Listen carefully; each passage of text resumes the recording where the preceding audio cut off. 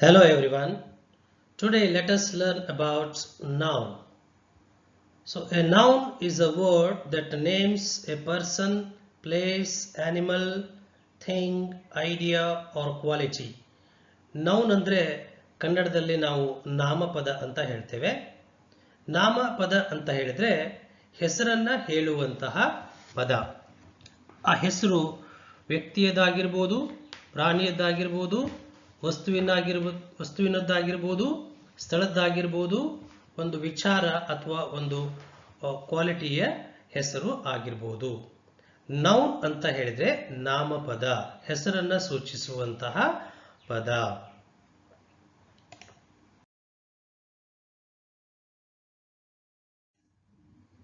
ಇನ್ನು ನೌನ್ನ ಡೆಫಿನಿಷನ್ ಇಲ್ಲಿದೆ ನೋಡಿ. A noun is a word that names a person, place, animal, thing, idea or quality that we have already seen. ಈಗಾಗಲೇ ಇದರ ಅರ್ಥ ನೋಡಿದ್ದೇವೆ. ಸೊ ಎಕ್ಸಾಂಪಲ್ಸ್ ಹೇಳೋದಾದ್ರೆ Rahul, school, dog, book, happiness, water, honesty. So ಹೀಗೆ ವ್ಯಕ್ತಿ, ಪ್ರಾಣಿ, ವಸ್ತು, ಸ್ಥಳ, ವಿಚಾರ ಇವುಗಳ ಹೆಸರನ್ನ ಹೇಳುವಂತಹ ಪದಕ್ಕೆ ನಾವೇನಂತ ಹೇಳ್ತೇವೆ? ನಾಮಪದ, ಇಂಗ್ಲಿಷಲ್ಲಿ ನೌನ್ ಅಂತ ಹೇಳ್ತೇವೆ. ಆ ನೌನನ್ನ ನಾವು ವಿವಿಧ ಪ್ರಕಾರಗಳಲ್ಲಿ, ವಿಧಗಳಲ್ಲಿ ಅಭ್ಯಾಸ ಮಾಡ್ತೇವೆ. So let's see kinds of noun. The first noun is common noun, second one is proper noun, third one is collective noun, fourth one is abstract noun, fifth one is material noun, sixth one is concrete noun, seventh one is countable noun, and eighth one is uncountable noun. Okay, let us see in detail. First we study common noun. Okay, what is common noun? A common noun definition ಇದೆ ನೋಡಿ ಇಲ್ಲಿ, common noun ಕೆಳಗಡೆನೆ. A common noun is a noun that names any person, place, animal or thing in general or in common. ಅಂದ್ರೆ ವ್ಯಕ್ತಿ, ಪ್ರಾಣಿ, ವಸ್ತು ಮತ್ತು ಸ್ಥಳಗಳ ಹೆಸರಾಗಿರುತ್ತೆ, ಸಾಮಾನ್ಯವಾಗಿ ಬಳಸಲ್ಪಡುವಂತಹ ಪದ ಆಗಿರುತ್ತೆ. ಹೇಗೆ? ಎಕ್ಸಾಂಪಲ್ ನೋಡೋಣ. ಬಾಯ್ ಇದೆ. ಬಾಯ್ ಅನ್ನೋ ಪದವನ್ನ ಅದೇ ತರ ಇರುವಂತಹ ವ್ಯಕ್ತಿಯನ್ನ ಗುರುತಿಸಲಿಕ್ಕೆ ನಾವು ಬಾಯ್ ಅನ್ನೋದನ್ನ ಸಾಮಾನ್ಯವಾಗಿ ಬಳಸ್ತೇವೆ. ಅಂದ್ರೆ ಒಬ್ಬ ನಿರ್ದಿಷ್ಟ ವ್ಯಕ್ತಿಯ ಹೆಸರದು ಆಗಿರೋದಿಲ್ಲ. ಈ ಸಿಟಿ ಅನ್ನೋದನ್ನ ಉಡುಪಿಗೂ ಸಿಟಿ ಹೇಳ್ತೇವೆ, ಕುಂದಾಪುರಕ್ಕೂ ಸಿಟಿ ಹೇಳ್ತೇವೆ, ಬೆಂಗಳೂರು ಸಿಟಿ ಹೇಳ್ತೇವೆ, ಆಮೇಲೆ ಮಂಗಳೂರಿಗೂ ಕೂಡ ಸಿಟಿ ಹೇಳ್ತೇವೆ. ಇಲ್ಲಿ ಸಿಟಿ ಅನ್ನುವಂತಹ ಪದ ಏನಾಗುತ್ತೆ? ಕಾಮನ್ ಆಗಿ ಯೂಸ್ ಆಗುತ್ತೆ. ಅದಕ್ಕೆ ಇದಕ್ಕೆ ಕಾಮನ್ ನೌನ್ ಅಂತ ನಾವು ಹೇಳ್ತೇವೆ. ಟೀಚರ್, ಟೀಚರ್ ಅನ್ನುವಂತಹ ಪದವನ್ನ ಒಂದು ಸಂಸ್ಥೆಯಲ್ಲಿ ಟೀಚ್ ಮಾಡುವಂತ ಎಲ್ಲ ವ್ಯಕ್ತಿಗಳಿಗೂ ಕೂಡ ಆ ಶಬ್ದವನ್ನ ಕಾಮನ್ ಆಗಿ ಬಳಸ್ತಾರೆ. ಹಾಗಾಗಿ ಅದಕ್ಕೆ ಕಾಮನ್ ನೌನ್ ಅಂತ ಹೇಳ್ತಾರೆ. ಇನ್ನು pen, bird, car, chair, book, these are examples of common noun. Common nouns are general names, ಸಾಮಾನ್ಯವಾಗಿ ಬಳಸುವಂತಹ ಪದಗಳಾಗಿರ್ತವೆ. ಅದೇ ರೀತಿಯಾಗಿರುವಂತಹ ವ್ಯಕ್ತಿ, ಪ್ರಾಣಿ, ವಸ್ತು ಮತ್ತು ಸ್ಥಳಗಳನ್ನ ಗುರುತಿಸಲಿಕ್ಕೆ ಬಳಸುವಂತಹ ಪದ. They do not name any specific person, place, animal or thing. ಯಾವುದೇ ಒಬ್ಬ ನಿರ್ದಿಷ್ಟವಾದ ವ್ಯಕ್ತಿಯನ್ನ ಗುರುತಿಸಲಿಕ್ಕೆ ಬಳಸುವಂತಹ ಪದ ಇದು ಆಗಿರೋದಿಲ್ಲ. ಅದನ್ನೇ ಇಲ್ಲಿ ಬ್ರೀಫ್ ಮಾಡೋಣ. ಕಾಮನ್ ನೌನ್ ಅಂತ ಹೇಳಿದ್ರೆ it's a name given in common to every person or thing of the same class or kind. ಅದೇ ಒಂದು ಏನು ವರ್ಗಕ್ಕೆ ಸೇರಿದಂತಹ ಅದೇ ತರಹದ ಒಬ್ಬ ವ್ಯಕ್ತಿ, ಪ್ರಾಣಿ, ವಸ್ತು ಮತ್ತು ಸ್ಥಳಗಳನ್ನ ಗುರುತಿಸಲಿಕ್ಕೆ ಬಳಸುವಂತಹ ಸಾಮಾನ್ಯ ಪದಕ್ಕೆ ನಾವು ಕಾಮನ್ ನೌನ್ ಅಂತ ಹೇಳ್ತೇವೆ. Example girl, mobile, bat, cat ಹೀಗೆಲ್ಲ ಹೇಳ್ಬೋದು. It can be made plural. ಒಂದು ಕಾಮನ್ ನೌನ್ ಅನ್ನ ನಾವೇನ್ ಮಾಡಬಹುದು? ಬಹುವಚನಕ್ಕೆ ಬದಲಾಯಿಸಬಹುದು, ಬಹುವಚನವನ್ನು ನಾವು ಮಾಡಬಹುದು. ಇನ್ನು ಎರಡನೇದು ಪ್ರಾಪರ್ ನೌನ್. ಡೆಫಿನಿಷನ್ ನೋಡೋಣ. A proper noun is a noun that names a particular person, place, animal or thing. ಅಂದ್ರೆ ವ್ಯಕ್ತಿ, ಪ್ರಾಣಿ, ವಸ್ತು ಮತ್ತು ಸ್ಥಳಗಳ ಇಟ್ಟಂತಹ ಅಥವಾ ಕೊಟ್ಟಂತಹ ಹೆಸರಾಗಿರುತ್ತೆ. ಅಂದ್ರೆ ವ್ಯಕ್ತಿ, ಪ್ರಾಣಿ, ವಸ್ತು ಮತ್ತು ಸ್ಥಳಗಳಿಗೆ, ನಿರ್ದಿಷ್ಟ ವ್ಯಕ್ತಿಗಳಿಗೆ, ಪ್ರಾಣಿಗಳಿಗೆ, ವಸ್ತುಗಳಿಗೆ, ಸ್ಥಳಗಳಿಗೆ ಇರುವಂತಹ ಹೆಸರಿಗೆ ನಾವು ಪ್ರಾಪರ್ ನೌನ್ ಅಂತ ಹೇಳ್ತೇವೆ. ಈಗ ನಾಯಿ ಅಂದ್ರೆ ಕಾಮನ್ ನೌನ್, ಅದಕ್ಕೆ ಜಿಮ್ಮಿ ಅಂತ ಹೆಸರು ಕೊಟ್ಟಿದ್ರೆ ಅದು ಪ್ರಾಪರ್ ನೌನ್ ಆಗುತ್ತೆ. ಈಗ ಬಾಯ್ ಅಂತ ಇದ್ರೆ ಅದು ಕಾಮನ್ ನೌನ್, ಅದಕ್ಕೆ ರೋಹನ್ ಅಂತ ಹೆಸರು ಕೊಟ್ರೆ ಅದು ಏನಾಗುತ್ತೆ? ಪ್ರಾಪರ್ ನೌನ್ ಆಗುತ್ತೆ. ಎಕ್ಸಾಂಪಲ್ಸ್ ನೋಡೋಣ. Rohan, Taj Mahal, India, Bruno, Sachin Tendulkar, Saina Nehwal, Earth, Harry Potter. Okay, proper nouns always begin with a capital letter. ಇದು ಯಾವಾಗಲೂ ನಿಮ್ಮಲ್ಲಿ ನೆನಪಿರಬೇಕು. ಸೊ ಕ್ಯಾಪಿಟಲ್ ಲೆಟರ್ ಅಂತ ಹೇಳಿದ್ರೆ it always begins with capital letter, whether it is in the beginning of the sentence or middle of the sentence or end of the sentence. ವಾಕ್ಯದ ಮೊದಲಿಗೆ ಇರಲಿ, ಮಧ್ಯದಲ್ಲೇ ಇರಲಿ, ಕೊನೆಗಾದ್ರೂ ಇರಲಿ, ಇದು ಯಾವಾಗಲೂ ಫಸ್ಟ್ ಲೆಟರ್ ಕ್ಯಾಪಿಟಲ್ ಆಗಿರಬೇಕು. Proper noun, it is the name of a particular person or place. ಒಬ್ಬ ನಿರ್ದಿಷ್ಟ ವ್ಯಕ್ತಿ, ಪ್ರಾಣಿ, ವಸ್ತು ಮತ್ತು ಸ್ಥಳಗಳ ಹೆಸರು ಇದು ಆಗಿರುತ್ತೆ. Example John, Tagore, America, London, Jimmy, ಹೀಗೆಲ್ಲ ಆಗಿರುತ್ತೆ. It can't be made plural. ಇದನ್ನ ಬಹುವಚನ ಮಾಡೋದಕ್ಕೆ ಬರುವುದಿಲ್ಲ. ಈಗ ಮೇರಿ ಅಂದಾಗ ಮೇರೀಸ್, ಮೇರಿಗಳು, ಜಾನ್, ಜಾನ್ಗಳು, ಹೀಗೆಲ್ಲ ಪ್ಲೂರಲ್ ಅಲ್ಲಿ ಮಾಡಲಿಕ್ಕೆ ಬರೋದಿಲ್ಲ. It always begins with capital letter. ಇದು ಯಾವಾಗಲೂ ಕೂಡ ಕ್ಯಾಪಿಟಲ್ ಲೆಟರ್ ಇಂದಾನೇ ಪ್ರಾರಂಭ ಆಗುತ್ತೆ. ಇದು ಲೈಫ್ ಲಾಂಗ್ ಯಾವಾಗಲೂ ಇವು ನೌನ್ ಅನ್ನು ನಾವು ಬಳಸ್ತಾ ಇರುವಾಗ, ಪ್ರಾಪರ್ ನೌನ್ ಬಳಸ್ತಾ ಇರುವಾಗ, so we must keep these things in our mind. ನಮ್ಮ ಮನಸ್ಸಿನಲ್ಲಿ ಈ ವಿಚಾರಗಳು ನೆನಪು. Next we go to collective noun. Let's have a look at definition. A collective noun is a noun that names a group of person, animals or things as a whole. ಅಂದ್ರೆ collective noun ಅಂತ ಹೇಳಿದ್ರೆ ಒಂದು ಗುಂಪನ್ನ ಸೂಚಿಸುವಂತಹ ಪದ ಆಗಿರುತ್ತೆ. ಇದು singular ಆಗಿರುತ್ತೆ, ಆದರೆ ಗುಂಪನ್ನ ಸೂಚಿಸ್ತಾ ಇರುತ್ತೆ. ವ್ಯಕ್ತಿ, ಪ್ರಾಣಿ, ವಸ್ತು ಮತ್ತು ಸ್ಥಳಗಳ ಗುಂಪನ್ನ ಸೂಚಿಸ್ತಾ ಇರುತ್ತೆ, ಆದ್ರೆ ಸಿಂಗ್ಯುಲರ್ ಆಗಿರುತ್ತೆ. ಎಕ್ಸಾಂಪಲ್ ನೋಡೋಣ. ಟೀಮ್ ಅಂತ ಇದೆ. ಟೀಮ್ ಅಂದ್ರೆ ತಂಡ. ಟೀಮ್ ಅಂತ ಹೇಳಿದ್ರೆ ಅದು ಪ್ಲೇಯರ್ಸ್ ಅನ್ನ ಒಳಗೊಂಡಿರುವಂತಹ ಒಂದು ಗುಂಪಾಗಿರುತ್ತೆ. ಕ್ಲಾಸ್, ಕ್ಲಾಸ್ ಅಂದ್ರೆ ತರಗತಿ, ಸಿಂಗ್ಯುಲರ್ ಇದೆ, but it indicates a collection of students. Flock, ಪಕ್ಷಿಗಳ ಹಿಂಡು ಅಥವಾ ಗುಂಪು ಅಂತ ಹೇಳ್ತೇವೆ. ಎ ಬಂಚ್ ಆಫ್ ಬನಾನಾಸ್ ಅಂದ್ರೆ ನಾವು ಗೊಂಚಲು ಅಂತ ಹೇಳ್ತೇವೆ. ಅ ಹರ್ಡ್, ಈ ಆನೆಗಳ ಗುಂಪಿಗೆ ಹರ್ಡ್ ಅಂತ ನಾವು ಹೇಳ್ತೇವೆ. ಪ್ಯಾಕ್, ಈ ಏನಂತ ಹೇಳಿದ್ರೆ ತೋಳಗಳ ಗುಂಪಿಗೆ ಹೇಳ್ತೇವೆ. ಬೊಕೆ, ಸೊ ಬೊಕೆ ಅಂದಾಗ ಅಲ್ಲಿ ತುಂಬಾ ಹೂಗಳಿರ್ತವೆ, ಆ ಕಲೆಕ್ಷನ್ಗೆ ನಾವೇನ್ ಹೇಳ್ತೇವೆ? ಬೊಕೆ ಅಂತ ಹೇಳ್ತೇವೆ. ಆದ್ರೆ ಫ್ಲವರ್ ಅಂದಾಗ ಅದು ಸಿಂಗ್ಯುಲರ್ ಆಗುತ್ತೆ. ಫ್ಲವರ್ಸ್ ಅನ್ನೋದನ್ನ ನಾವು ಪ್ಲೂರಲ್ ಮಾಡಬಹುದು, ಅದು ಕಾಮನ್ ನೌನ್ ಆಗಿರುತ್ತೆ. But here bouquet is a collective noun, it indicates a collection. ಇದು ಗುಂಪನ್ನ ಸೂಚಿಸುತ್ತೆ. ಕೊನೆ ಎಕ್ಸಾಂಪಲ್ ನೋಡಿ. ಎ ಕಲೆಕ್ಷನ್ ಆಫ್ ಬುಕ್ಸ್, ಸಂಗ್ರಹ ಅಂದಾಗ ಅದು ಒಂದು ಗುಂಪನ್ನ ಸೂಚಿಸುತ್ತೆ, ಒಂದು ಸಂಗ್ರಹವನ್ನ ಸೂಚಿಸುತ್ತೆ. ಹಾಗಾಗಿ ಇವುಗಳನ್ನ ಕಲೆಕ್ಟಿವ್ ನೌನ್ ಅಂತ ನಾವು ಹೇಳ್ತೇವೆ. Collective nouns are used for a group taken as a single unit. ಅಂದ್ರೆ ಸೊ ಅವುಗಳನ್ನ ಒಟ್ಟಾರೆಯಾಗಿ ಎಲ್ಲವನ್ನ ಒಟ್ಟಾಗಿ ಪರಿಗಣಿಸಿ ಹೇಳುವಂತದಕ್ಕೆ ನಾವು ಕಲೆಕ್ಟಿವ್ ನೌನ್ ಅಂತ ನಾವು ಹೇಳ್ತೇವೆ. So let's brief here. Collective noun ಅಂತ ಹೇಳಿದ್ರೆ it is the name of A collection of things are persons. ವ್ಯಕ್ತಿ, ವಸ್ತು ಮತ್ತು ಪ್ರಾಣಿ, ಸ್ಥಳಗಳ ಒಂದು ಕಲೆಕ್ಷನ್ ಇದು ಆಗಿರುತ್ತೆ. Example team, army, crowd, family, parliament, class. ಇನ್ನೂ ಒಂದಿಷ್ಟು ಎಕ್ಸಾಂಪಲ್ಗಳನ್ನ ಕೊನೆಯ ಸ್ಲೈಡ್ ಅಲ್ಲಿ ನಾನು ಕೊಡ್ತೇನೆ. It can be made plural. ಈಗ ಟೀಮ್ ಇದನ್ನ ಟೀಮ್ಸ್ ಮಾಡಬಹುದು, ಫ್ಯಾಮಿಲಿ ಇದನ್ನ ಫ್ಯಾಮಿಲೀಸ್ ಮಾಡಬಹುದು, ಕ್ಲಾಸ್ ಇದನ್ನ ಕ್ಲಾಸಸ್ ಮಾಡಬಹುದು. Okay, it always indicates a collection. Collection ಅದರ ಹೆಸರೇ ಹೇಳುತ್ತೆ. ಕಲೆಕ್ಟಿವ್ ನೌನ್ ಅಂತ ಹೇಳಿದ್ರೆ ಗುಂಪನ್ನ ಸೂಚಿಸುವಂತಹ ಪದ ಅನ್ನುವಂಥದ್ದು. Next concrete noun. So concrete noun ಅಂತ ಹೇಳಿದ್ರೆ ಡೆಫಿನಿಷನ್ ನೋಡೋಣ. A concrete noun is A noun that names a thing that can be seen, heard, touched, smelled or tasted. ಅಂದ್ರೆ ಒಂದು ಕಾಂಕ್ರೀಟ್ ನೌನ್ ಅಂತ ಹೇಳಿದ್ರೆ ಇದು ಒಂದು ವಸ್ತು ಆಗಿರುತ್ತೆ. ವಸ್ತು ಯಾವುದು ಅಂತ ಹೇಳಿದ್ರೆ ಅದನ್ನ ನಮ್ಮ ಇಂದ್ರಿಯಗಳಿಂದ ನಾವು ಗ್ರಹಿಸಬಹುದು, ಅರ್ಥ ಮಾಡ್ಕೊಳ್ಬಹುದು, ನಮ್ಮ ಸೆನ್ಸಸ್ ಇಂದ ನೋಡ್ಬೋದು, ಕೇಳ್ಬೋದು, ಸ್ಪರ್ಶ ಮಾಡ್ಬೋದು, ಅದರ ವಾಸನೆಯನ್ನ ನೋಡ್ಬೋದು, ಆಮೇಲೆ ಅದರ ರುಚಿ ಕೂಡ ನೋಡ್ಬೋದು. ಸೊ ಇಂಥವುಗಳನ್ನ ಹೇಳುವಂಥದ್ದಕ್ಕೆ ನಾವು ಕಾಂಕ್ರೀಟ್ ನೌನ್ ಅಂತ ಹೇಳ್ತೇವೆ.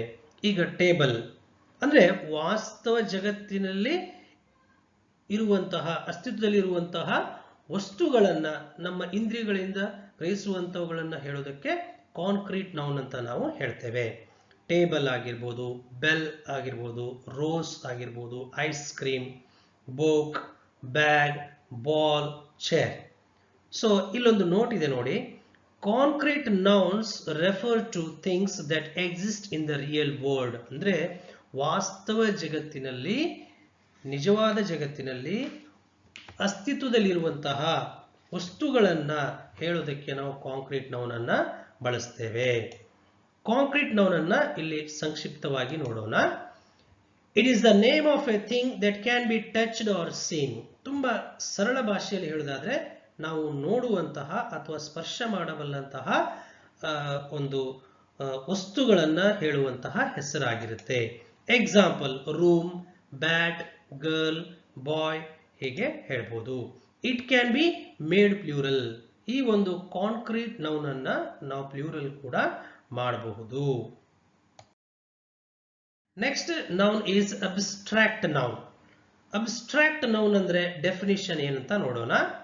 An abstract noun is a noun that means an idea, a quality, a feeling or a state that cannot be seen, heard, touched, smelled or tasted. ಅಂದ್ರೆ ಇದು ಕಾಂಕ್ರೀಟ್ ನೌನ್ಗೆ ತದ್ವಿರುದ್ಧವಾಗಿರುವಂಥದ್ದು.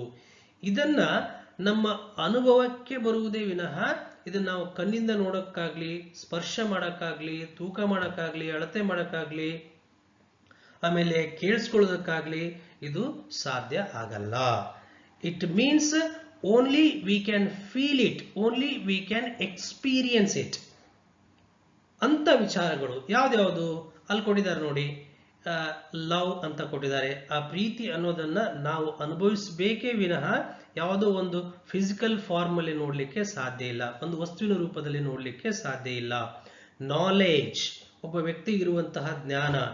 ಜಸ್ಟಿಸ್, ನ್ಯಾಯ. Okay, ಅದಕ್ಕೆ ಯಾವುದೇ ಒಂದು ಭೌತಿಕ ರೂಪ ಇಲ್ಲ, ವಸ್ತುವಿನ ರೂಪ ಇಲ್ಲ. ಫ್ರೆಂಡ್ಶಿಪ್, ಪೀಸ್, ಶಾಂತಿ. ಕರೇಜ್, ಧೈರ್ಯ. ಧೈರ್ಯವಂತ ವ್ಯಕ್ತಿನ ನಾವು ನೋಡ್ಬೋದು ಅಲ್ವಾ, ಧೈರ್ಯ ನೋಡಕ್ಕಾಗಲ್ಲ. ಸಕ್ಸೆಸ್, ಯಶಸ್ಸು, ಒಬ್ಬ ಯಶಸ್ವಿಯಾದ ಮನುಷ್ಯನನ್ನು ನೋಡ್ಬೋದು. ಹ್ಯಾಪಿನೆಸ್ ಅಂದ್ರೆ ಸಂತೋಷ. ಬೆಸ್ಟ್ ಎಕ್ಸಾಂಪಲ್ ಅಂತ ಹೇಳಿದ್ರೆ ನೋವು. ನನ್ನ ಕೈಯಲ್ಲಿ ನೋವಾಗಿದೆ ಅಂತ ಹೇಳಿದ್ರೆ ಆ ನೋವನ್ನ ನಾನೇ ಅನುಭವಿಸಬೇಕೇ ವಿನಃ ಅದನ್ನ ಬೇರೊಬ್ಬ ವ್ಯಕ್ತಿ ನೋಡ್ಲಿಕ್ಕಾಗ್ಲಿ, ಆಮೇಲೆ ಅದನ್ನ ಟಚ್ ಮಾಡ್ಲಿಕ್ಕಾಗ್ಲಿ ಅದು ಸಾಧ್ಯ ಆಗಲ್ಲ. So pain is the best example to understand abstract noun easily. Abstract noun ಅನ್ನು ತುಂಬಾ ಸುಲಭವಾಗಿ ಅರ್ಥ ಮಾಡ್ಕೊಳ್ಳೋದಕ್ಕೆ ಬೆಸ್ಟ್ ಎಕ್ಸಾಂಪಲ್ ಅಂದ್ರೆ ಅದು ಪೇನ್ ಆಗಿದೆ. Okay, abstract nouns cannot be perceived by our senses but can be felt, thought or experienced. ಅಂದ್ರೆ ಈ ಅಬ್ಸ್ಟ್ರಾಕ್ಟ್ ನೌನ್ಸ್ ಬಗ್ಗೆ ನಾವು ಆಲೋಚಿಸಬಹುದು, ಅವುಗಳನ್ನ ಫೀಲ್ ಮಾಡ್ಕೊಳ್ಬಹುದು, ಅವುಗಳನ್ನ ನಾವು ಅನುಭವಿಸಬಹುದೇ ವಿನಃ ನಾವು ಅವುಗಳನ್ನ ನೋಡ್ಲಿಕ್ಕಾಗ್ಲಿ, ಸ್ಪರ್ಶ ಮಾಡ್ಲಿಕ್ಕಾಗ್ಲಿ ಅಲ್ವಾ, ಅವುಗಳು ನಮಗೆ ಅವೈಲೇಬಲ್ ಆಗಲ್ಲ. ಅದನ್ನೇ ಇಲ್ಲಿ ಬ್ರೀಫ್ ಆಗಿ ನೋಡೋಣ. Abstract noun is the name of a quality, action or state. ಒಂದು ಸ್ಥಿತಿ ಆಗಿರ್ಬೋದು, ಒಂದು ಗುಣ ಆಗಿರ್ಬೋದು, ಆಮೇಲೆ ಒಂದು ಕ್ರಿಯೆಯೂ ಕೂಡ ಆಗಿರಬಹುದು ಅಲ್ವಾ. ಸೊ ಅಂತಹದನ್ನ ಹೇಳುವುದಕ್ಕೆ ನಾವು ಅಬ್ಸ್ಟ್ರಾಕ್ಟ್ ನೌನ್ ಅಂತ ಕೂಡ ಹೇಳ್ತೇವೆ. ಬ್ಯೂಟಿ ನೋಡಿ, ಒಬ್ಬ ಬ್ಯೂಟಿಫುಲ್ ಪರ್ಸನ್ ಅನ್ನು ನಾವು ನೋಡ್ಬೋದೇ ವಿನಃ ಸೊ ಬ್ಯೂಟಿಯನ್ನ ನೋಡಕ್ಕೆ ಸಾಧ್ಯ ಇಲ್ಲ. Only we can feel it. Death ನೋಡಿ, ಬೆಸ್ಟ್ ಎಕ್ಸಾಂಪಲ್ ಮತ್ತೊಂದು. ಡೆತ್, ಸಾವು ಅಂತ ಹೇಳಿದ್ರೆ ಸಾಯುತ್ತಿರುವಂತ ವ್ಯಕ್ತಿಯನ್ನ ನೋಡ್ಬೋದೇ ವಿನಃ ಸಾವನ್ನ ನಮಗೆ ನೋಡ್ಲಿಕ್ಕೆ ಸಾಧ್ಯನೇ ಇಲ್ಲ. ಹಾಗೆ freedom, joy, sorrow and pain. So it can't be made plural. ಇದು ನೆನಪಿರಬೇಕು, ಅಬ್ಸ್ಟ್ರಾಕ್ಟ್ ನೌನ್ ಅನ್ನ ಪ್ಲೂರಲ್ ಮಾಡಲಿಕ್ಕೆ ಬರೋದಿಲ್ಲ. ಇದು ಯಾವತ್ತಿಗೂ ನೆನಪಲ್ಲಿ ಇಟ್ಕೊಳ್ಬೇಕಾದಂತಹ ಕೌಂಟೇಬಲ್ ನೌನ್. ಸೊ ಕೌಂಟೇಬಲ್ ಅಂದ್ರೆ ಎಣಿಸಬಹುದಾದಂತಹ ನೌನ್ ಅನ್ನ ಹೇಳುವಂತಹದ್ದು.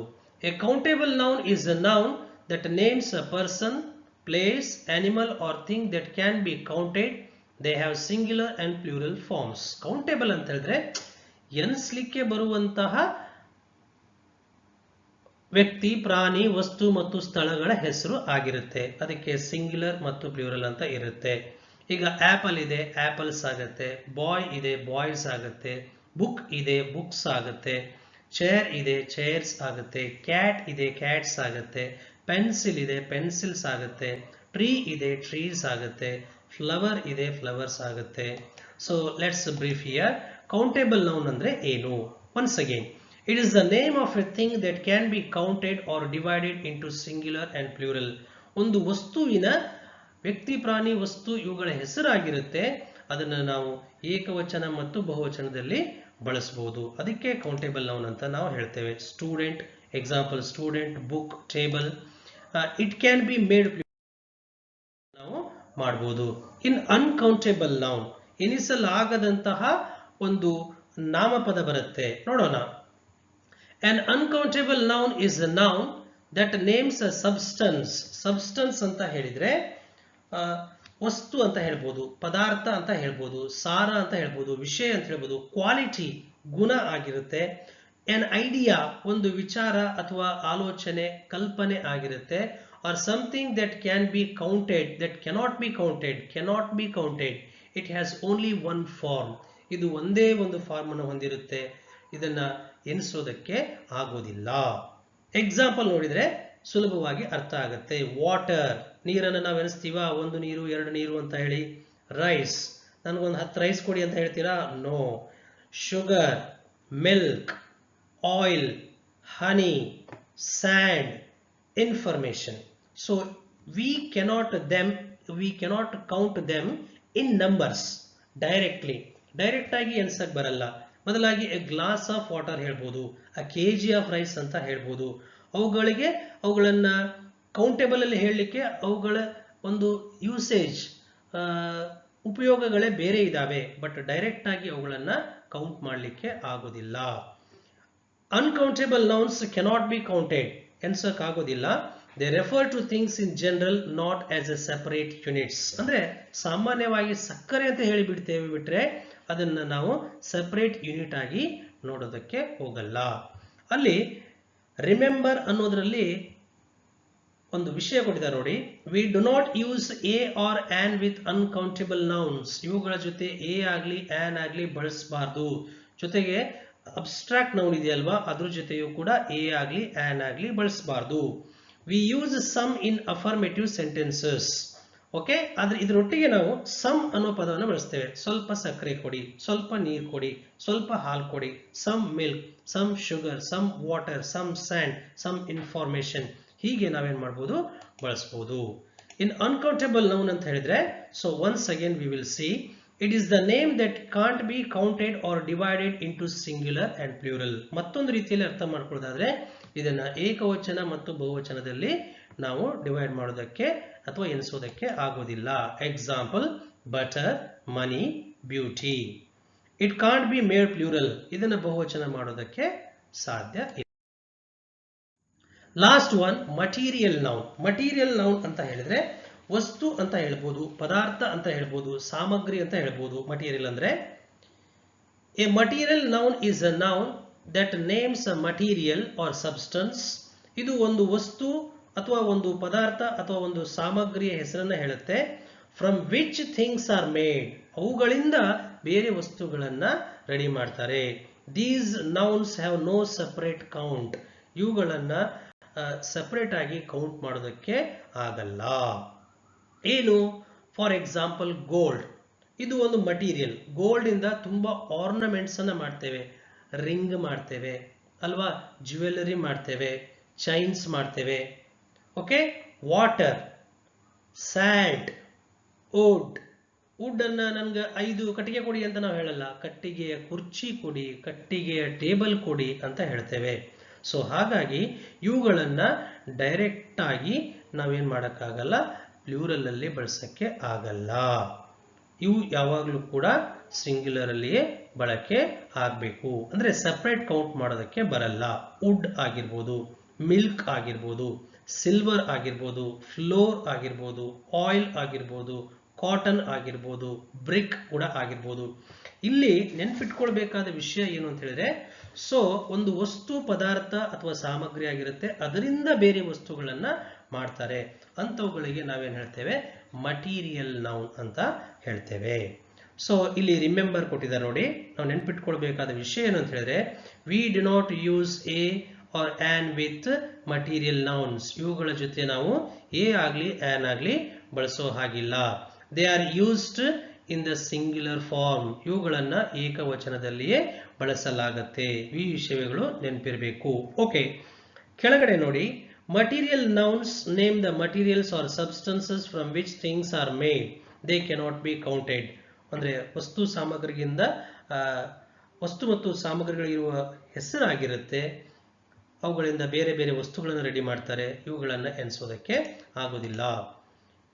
It is the name of a material or substance out of which things are made. ಅಂದ್ರೆ ಒಂದು ಪದಾರ್ಥ, ಒಂದು ಸಾಮಗ್ರಿ ಮತ್ತೆ ಮತ್ತೆ ರಿಪೀಟ್ ಆಗಿದೆ, ಅವುಗಳಿಂದ ಬೇರೆ ವಸ್ತುಗಳನ್ನು ರೆಡಿ ಮಾಡುವಂತಹ ಪದಾರ್ಥಗಳ ಹೆಸರು ಮಟೀರಿಯಲ್ ನೌನ್ ಆಗಿರುತ್ತೆ. ವುಡ್ ಆಗಿರ್ಬೋದು, ಗೋಲ್ಡ್ ಆಗಿರ್ಬೋದು, ಸಿಲ್ವರ್ ಆಗಿರ್ಬೋದು. It can't be made plural. ಇದನ್ನ ಬಹುವಚನದಲ್ಲಿ ಮಾಡೋದಕ್ಕೆ ಆಗೋದಿಲ್ಲ. ನಾವಿಲ್ಲಿ ಕಾಮನ್ ಕಲೆಕ್ಟಿವ್ ನೌನ್ಸ್ ಅನ್ನ ನೋಡ್ತೇವೆ. A pride of lions, a herd of cattle, a swarm of bees, a fleet of ships, a litter of puppies, a gaggle of geese, a parliament of owls, a colony of ants, a jury of judges, a team of players, a pack of wolves, a flock of birds, a school or shoal of fish, bouquet of flowers, a pod of dolphins, a troop of monkeys, a murder of crows, a troop of monkeys, a panel of experts, a choir of singers, a crowd of people. So we have some more examples. Army, audience, band, bunch, bouquet, brood, choir, class, committee, company, crowd, family, fleet, flock, gang, herd, jury, mob, pack, panel, pod, bride, school, shoal, swarm, team, tribe, troop, gaggle, colony, clump, cluster, galaxy, constellation, orchard, fleet, convoy, string, range, chime, grove, stack. So ಇವುಗಳು collective nouns ಆಗಿದ್ದಾವೆ. Thank you for watching the video. So ನಮ್ಮ channel ಅನ್ನ subscribe ಮಾಡಿ, ವಿಡಿಯೋನ like ಮಾಡಿ, share ಮಾಡಿ. Thank you so much.